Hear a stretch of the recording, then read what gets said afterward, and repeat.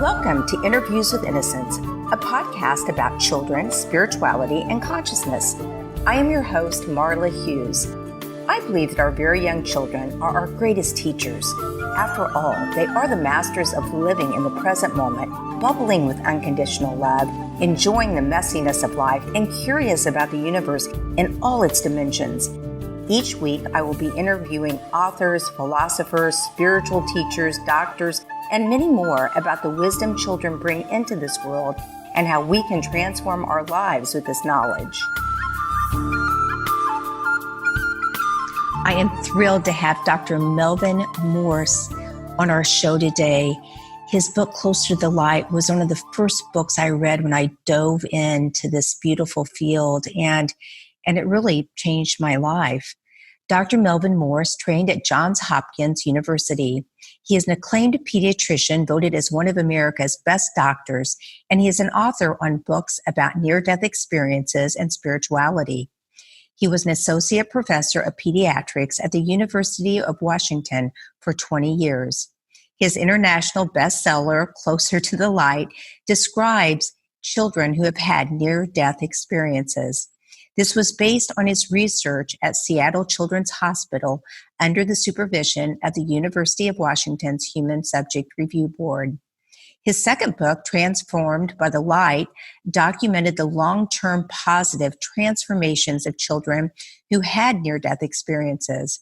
And his third book, Parting Visions, detailed the shared dying experience of children and adults. His most recent book, Where God Lives, is an award-winning book discussing spiritual neuroscience and exactly how our brains are connected to the universe. His books were co-authored by Paul Perry, a science writer and a documentary filmmaker. Dr. Morse has published numerous peer-reviewed articles and won awards on his research on spiritual healing, remote viewing, and other aspects of human consciousness. He currently lives in Asheville, North Carolina, with his wife and 13-year-old daughter. Dr. Morse is one of the leading researchers and experts in the field of children's near-death experiences and spirituality. He himself was a skeptic or non-believer before a little girl in Idaho drowned one night, and Dr. Morse just happened to be at the hospital that evening when she was airlifted in and pronounced clinically dead. This little girl changed Dr. Morse's life in many different ways, as have many of the children he has personally resuscitated and then interviewed over the years. This is an interview you do not want to miss. He shares leading research on how deeply science and spirituality are linked, how one cannot be without the other. I have found this research to be some of the most profound I have ever heard. Dr. Morse, I am truly honored to have the opportunity to talk with you today and share this important information, which I will simply call Lessons of Love. That's a great title, because that's what I've learned from 20 years of studying children's near-death experiences. Yes. I've learned that life is about lessons of love. Beautiful. And that's a perfect title for this. Great. Well, I'm thrilled to be here as well, Marla. I really appreciate the opportunity to share this information, because this is really, to me, sacred information. Yes. And as you know, I spent most of my career in critical care medicine, and many of the patients I interviewed were children that I resuscitated myself. So I have the good fortune or the responsibility. You know, I don't have to rely on secondhand accounts, or I have to wonder whether these children were really near death, or, the concerns of whether, somebody's medical records don't seem to match what they say really happened to them. These are children that I actually resuscitated myself. And, when you go through an experience, as I have, I worked at Seattle Children's Hospital, and we resuscitated a young man in the lobby, in the admissions lobby. He suddenly had a cardiac arrest while his parents were getting him admitted. And we resuscitated him in that very room. And he opened his eyes after he was resuscitated and dramatically looked at me and said, "That was weird." you guys just sucked me back into my body. Wow.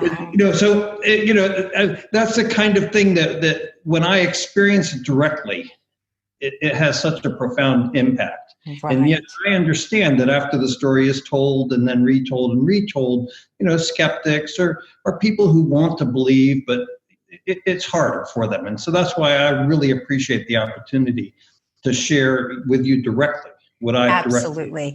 Well, you have so many amazing stories, and your artwork is just amazing too, that you'll be sharing that the children actually drew about their experiences. So let's start at the beginning, just a little bit about where you received your medical training, and then when this all started in Idaho. Can you tell us a little bit about that? I have a Jewish background and sort of what you might call a secular Jew. Right. My parents, would sort of have this vague idea that there's a God, but really, more of just a cultural Judaism, as many Jews here in America have. Happy Rosh Hashanah, by the way. Thank you. One day late. The holidays mean a lot more to me now after doing my research. I have a deeper spiritual understanding of what they mean. But at the time, I went to Johns Hopkins, trained there, a very rigorous medical training. We were sort of suspicious of family practice doctors. Right. For us, in the training that I received. I then became a pediatrician. I trained at the Seattle Children's Hospital and did my fellowship primarily in hematology and oncology, studying the effects of various anti-cancer drugs on childhood leukemia. And I happened to work, mostly moonlighting, for an outfit called Airlift Northwest. And that started my career in critical care medicine. But it was really early on, while I was still a resident, that I happened to be in Pocatello, Idaho. I was working out there in a community clinic. And a young girl came in who had been underwater, who had drowned in a community swimming pool and was documented as being underwater for 45 minutes. Wow. It was cold water. So we have sort of a saying in critical care medicine, you're not dead until you're warm and dead. But she was profoundly comatose when she came in. So much so that I invited her parents to have a prayer circle around her body, and really expected that she would not survive. She was then transported to Primary Children's Hospital in Salt Lake City, where she did make a full recovery. And it's interesting that the nurses there report that her very first words when she woke up were, "Where are Mark and Andy?"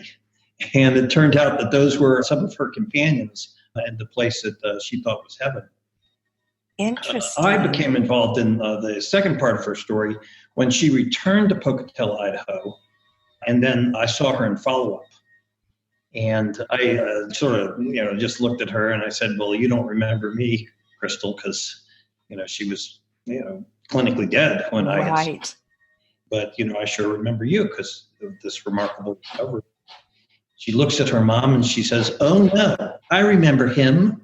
He's the one that put a tube in my nose." Oh, my goodness. Wow. And she described her entire resuscitation. She described us, she said, "I saw you put me in a machine that looked like a donut," which was her description of a CAT scanner. She recalled incidental conversations that I had with the nurses. She heard me saying to the doctors at Seattle Children's Hospital, "This patient, what can I possibly do next? I don't have any more tools in my toolbox to help this patient." And then she said to me that she went to a place that she thought was heaven. And I sort of giggled, I was like, right. What? And she reaches over and she pats me on the hand and says, "You'll see, Dr. Morse, heaven is fun." Wow. And furthermore, she then went on to tell me that the reason she had returned to this life was because her mother was pregnant with a boy. And Crystal said that the unborn child had a heart defect. and that she had to come back to help her mother. And all of that had not been diagnosed as yet. As the months went by, it turned out, the ultrasound examination of the mother showed that, in fact, she was pregnant with a boy, and the boy did have a heart defect. So Crystal was absolutely right. Wow. And her eyes were taped, right? When she resuscitating her. So that was. Say that. They say, well, gosh, maybe she wasn't really comatose, etc. Right. But when we resuscitate patients, we tape their eyes closed because, obviously we don't want things to fall in, or grit or whatever. Otherwise, their eyes would just be, open and not blinking. So, there would be no way that she would have known. Yeah. But it was more the way she talked. And that's why I really appreciate this opportunity, Marla, because when you hear this told for the first time, these children say it with a sense of awe and reverence that, then when they've told the story 10 times or 20 times or 30 times, it doesn't come across. Right. And she looked at me and she said, I wasn't dead. I wasn't dead at all. Some part of me was still alive. And I just, wow, and this totally shocked me because right. I think like most medical scientists, when you're dead, you're dead. Right. And you were so young in your residency. Right. Wow. And so this started me on a research career because I wanted to know, I think the questions that most of us, the people that grieving parents, or particularly grieving parents, want to know. Right. Can we trust these experiences? Are these just hallucinations at the point of death? Are they real experiences? Are they caused by the various medications that patients are given? We give patients lots of medications as part of resuscitation, including narcotics and anesthetic agents and such as that. And I wanted to look at all of that. And it's astonishing, and I think not well understood, that science actually supports the spirituality of the near-death experience. Yes, I've read that you've written about that. Can you tell us a little bit about that? About them? This is one of my questions that I was going to ask later, but I'd love to. That one cannot really exist without the other. Absolutely. For so long we have thought that science is against spirituality. Right. That science debunks spirituality and such as that. And our research was published in the American Medical Association's pediatric journals. We've also published in The Lancet, which is arguably the world's most prestigious medical journal. Our research was an entire issue of current problems in pediatrics, devoted itself to our research at Seattle Children's Hospital. Wow. And we really systematically showed that these experiences are not caused by medications. They're not caused, they're not fear death experiences from being in a scary intensive care unit, but they actually are part of the dying process. And I'll just quickly overview our study because... Yes, please. Because I remember reading that first you thought you were just interested in the memory part of it. You didn't even think, because you were such a, you were a skeptic. Like you said, you didn't really believe anything. So it was the memory part of it that first intrigued you. But we wondered, how could a clinically dead patient remember anything? Right. Why would they be having any experiences at all? And tell you what was going on right inside the room, all the very specific things. That they're leaving their body.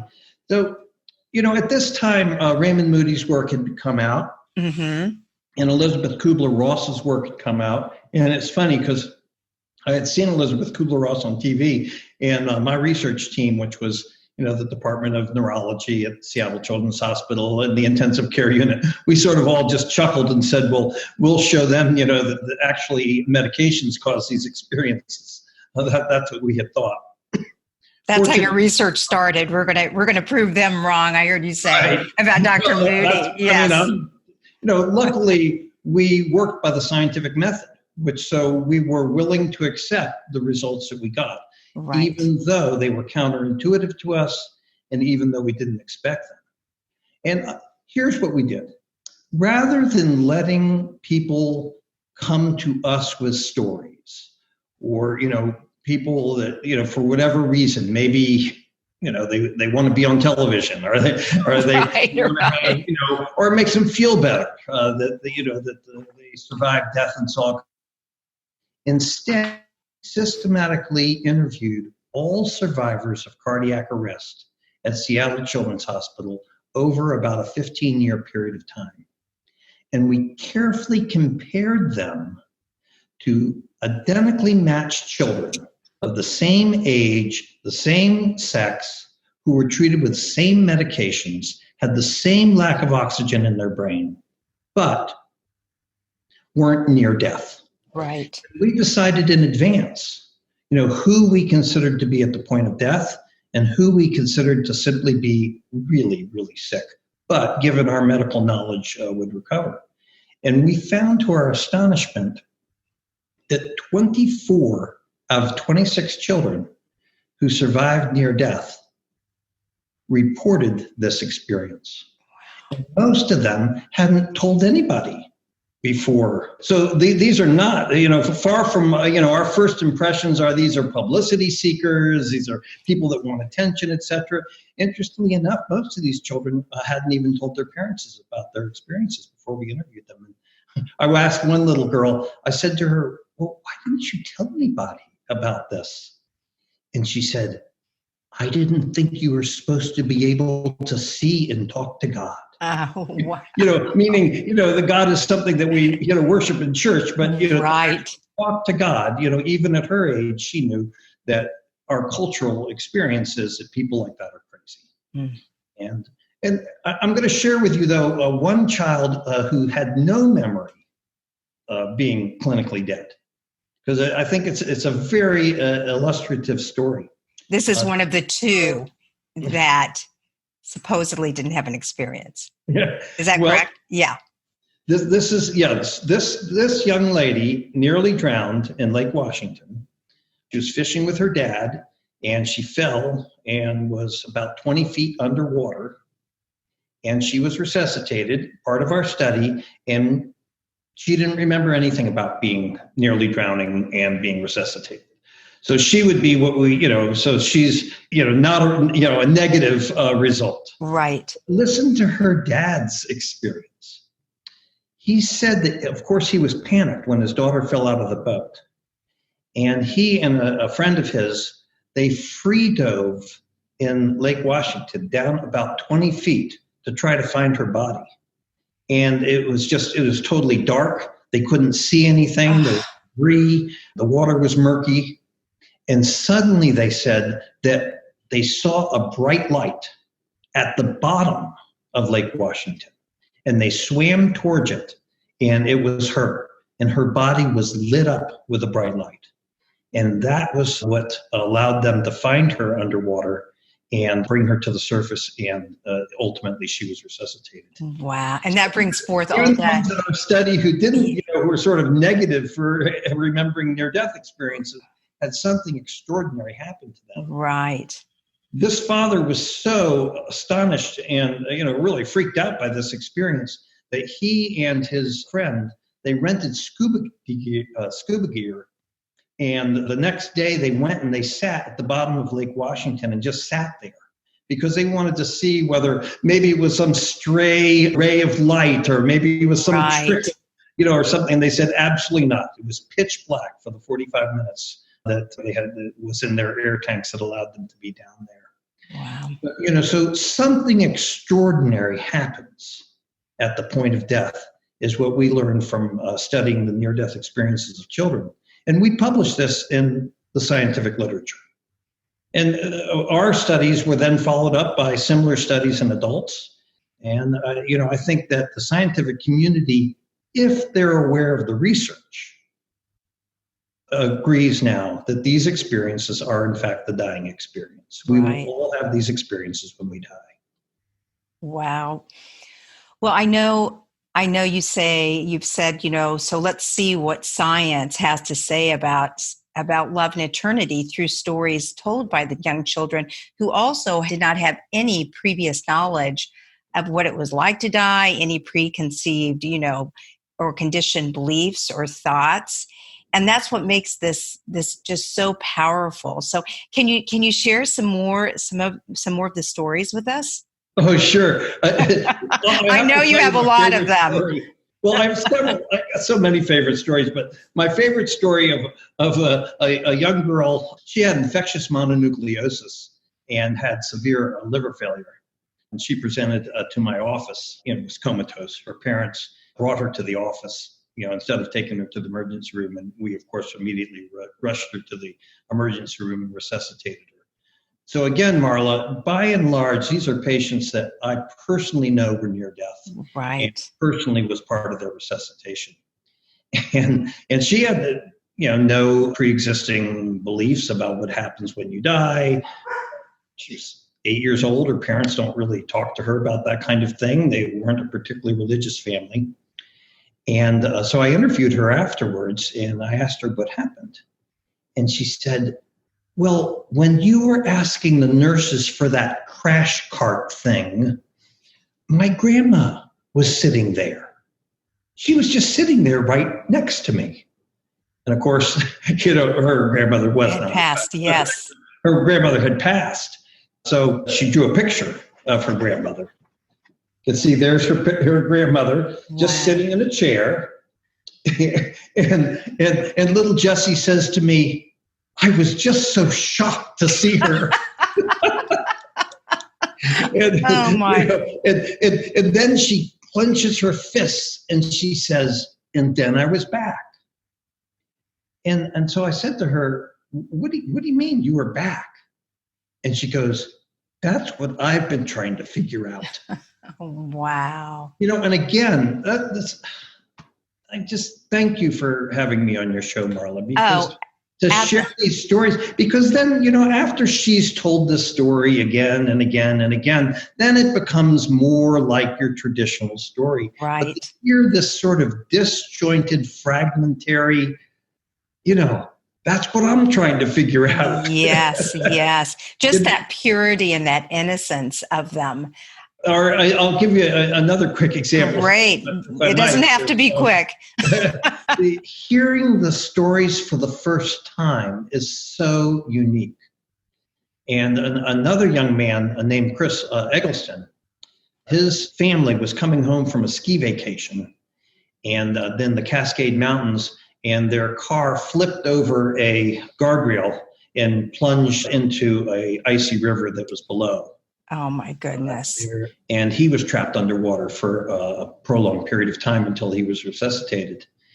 And after his resuscitation, he says to me, well, I was in a huge noodle, and the noodle took me to a place that, well, first it was the animal heaven, and then there was a bee, and the bee took me to the human heaven. And then he looks at me, he's completely puzzled, and he goes, no, it couldn't have been a noodle, because noodles don't have rainbows in them. Oh, wow. And so then that's the last time he ever described it as a noodle. Right. Then it was always a tunnel. I was in a tunnel with a rainbow, etc. But hearing it that first time gives it such a sense of authenticity that this is a real experience that happened to him. To all of these children that they're struggling to understand, that they don't have words for. And I think that's one of the most confusing and yet powerful aspects of these experiences, that something happened. And yet if we take it too seriously, a lot of times people do get sort of hung up into, well, tell me what heaven looked like, or people are perplexed. Well, I think this applies to, our adult understanding of religion. Well, how come, these people believe in Muhammad, and these people believe in Jesus, and these people believe in Buddha? Isn't somebody right, and isn't someone wrong? And yet our study of children, I think, helps to shed some light on that. Another young man that we resuscitated, he was digging a big hole in the beach, just sort of mindlessly digging as big a hole as he possibly could. Right. Walls collapsed and suffocated him. And he was resuscitated a very complex, difficult resuscitation. And he perceived himself as being out of his body through his initial resuscitation, at the beach, the ambulance ride to the hospital, etc. The whole time he sort of saw himself as being out of his body and tethered to it, just sort of traveling along with it.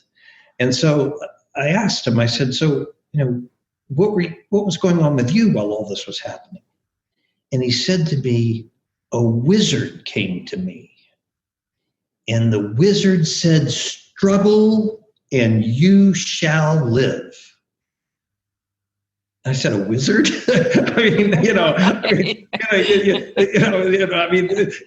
And I was starting in my career, yes. A grandmother, a wizard, someone another child said God, but God looks like a Santa Claus. I said, a wizard? And then he looked at me and he said, no, it was God. And I said, how did you know it was God? And he said, from the knowledge in his voice. Wow. And, so that's, when you look at the children's near-death experiences, you see that this experience comes to them in a way that they can understand. Right. This boy was very much involved in Dungeons and Dragons and, Harry Potter and right. all. And so, when this experience comes to him that is so foreign to everything that we know, and yet it's so real. Mm-hmm. It's not like it's not like in the movies where this sort of a vague ghostly shape or an angel that's floating in the air. These children they say, well, I was talking to the wizard just like I'm here talking to you now. Wow. It's a vividly real experience, and yet it's in a form that takes them a while to start to understand. And how does it affect them after, they've had these experiences? I know you've done, we don't need to spend a lot of time, but I know you've done a lot of research on that also. So we wanted to see what happened to these children. And we interviewed them 10, 15 years later when they were young adults. We also interviewed several hundred adults who had near-death experiences as children. And what we learned was so inspiring. We learned that the secrets of life are something that we all know. We didn't learn some amazing, revelations from these children who survived near death. We learned that it's nice to be nice, that you should be kind to people, that the important lessons of life have to do with relationships and have to do with learning to love. And this is what the children told us again and again and again. That's so beautiful. Just a couple of examples. Yes, please. So one young man was a diabetic, and he had nearly died from a diabetic coma when he was a young teenager. And I interviewed him again when he was in his mid-20s. He had told me at the time that as part of his near-death experience, he'd been told, go back, Bobby, you have a job to do. So again, I was, early in my career, and I was like, oh, great, this is, he's grandiose. He thinks there's going to be, a cure for cancer. Or, right. Save the world. And so I said to him, okay, all right. So what was the job that you were sent back? And, and I'll be honest with you, I'm just learning about this kind of information myself. And I did come at it from a skeptical standpoint. And he very kindly and very patiently looked at me and he said, no, Dr. Morse, it's not some, amazing special thing. I already told you what my job was. I run a little construction company. I hire 5 of my high school friends, and we do additions and put on decks and such as that. He said, that's the job that I came back to do. And then he goes, those numbnuts I work with, they wouldn't be able to get a job if it wasn't for me. But that's so important. So that teaches us that that our ordinary lives are filled with purpose and meaning. Right. That does seem to be the message again and again. One woman, this is actually a good friend of mine, she had a near-death experience as an adult. And she's a high-level executive for Big Pharma, very much responsible for some of the new drugs that have come out. Really, a lifetime of accomplishments. And she had her life review. And her life review primarily focused on when she was at summer camp as a teenager, and she was kind to a disabled child who was also at that summer camp. I love that. That children had been teasing. Right. Can you explain to the listeners what a life review is? Because it may be the first time some have heard that term. So part of the near-death experience, for adults particularly, is that they have a life review, is that the important events of their life are sort of, sometimes they actually experience it as if, being in a play, going from scene to scene to scene, other times just viewing it as if it was a movie, but always being filled with a sense of unconditional love and non-judgment. Right. So even the things that we're ashamed of, even the things that we've done wrong, even there's one very well known example of a near-death experience of a Nazi prison guard. And he reports the exact same thing, that his experience, he was not judged, but he was loved. The judgment comes when you judge yourself. Yes. And that unconditional love then allows you to see your own life and actually to be ashamed. And, so because all of the defensiveness and your instincts to deny and to, et cetera, those are all gone. Right. And the adults that have the near-death experience and have this life review, they say that they learn that this life is a school, that we're actually here to learn lessons of love. Mm-hmm. I think this is a great place to wrap up this episode. I'm thrilled to announce that Dr. Morse is going to come back next week and share more valuable research and beautiful stories. I'm so excited about that. If you would like to reach Dr. Morse, you can email him at melvin.morse, M-O-R-S-E, @yahoo.com, or you can find him on 2 websites. The first one is melvinmorsemd.com, and the second is spiritualscientific.com. He will also be sharing some very interesting blog posts on my website.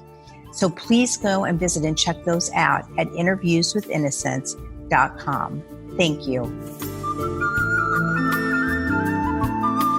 Thank you so much for listening in today. If you want to learn more about the show, you can find us at interviewswithinnocence.com and on Facebook or Instagram at Interviews with Innocence. Please write me a message. Tell me what you liked and let me know what else you would like to hear. I would love to hear from you. And if you liked what you heard, please leave us an iTunes rating and review. It helps other listeners find the show. Thank you.